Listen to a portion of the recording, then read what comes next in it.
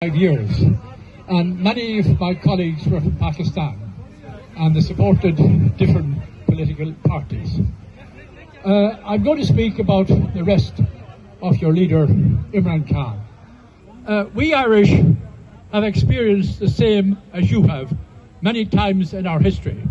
Our Irish political leaders were arrested and put in prison, sadly, by our own Irish politicians. But they were taking instructions from British state terrorists in London.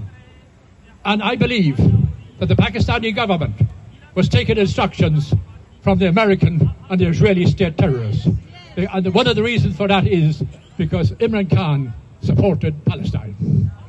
So I believe that all Pakistanis abroad, whatever country they are in, they should put pressure on the government to put pressure on the Pakistani government to release Imran Khan. I just have received good news from Dublin. The Israeli ambassador has closed down the Israeli ambassador in London, in Dublin.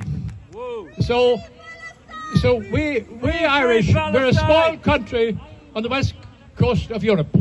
We have a very small army, a very small navy, and a very small air force. We only use them for peaceful purposes. But the determination of the Irish people, particularly the political parties, we are very unlucky in Ireland. We have all our domestic rows, our fights and our arguments. But all the Irish politicians are united on one thing, and that is on Palestine. So unity is very important. And even Pakistanis who might not agree with the politics of Imran Khan, you should all unite for his release. Because different political parties, I have roused with different Irish political groups, but I believe they all have the right to participate in democracy and elect whoever they want to elect as their president or to their parliament. And they if they're elected, they should not be arrested on the dictation of the United States of America and Israel, because they don't like what is happening. So I wish you all luck. I tell you, I've been campaigning for Ireland since I was 10 years of age.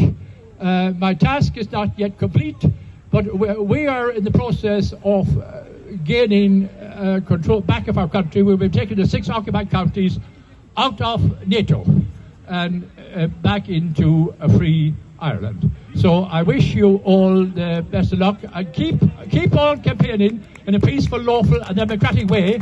And finally, put pressure on your members of Parliament to put pressure on your members of Parliament to put pressure on the government, particularly David Lammy, to tell David Lammy to ask the Pakistani government to release Imran Khan.